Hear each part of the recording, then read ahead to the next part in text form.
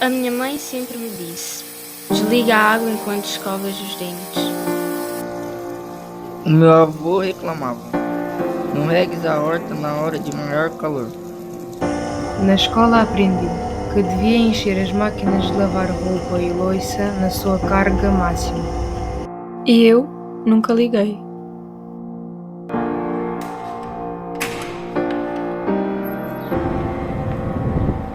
Eu sei que nem tudo depende de nós.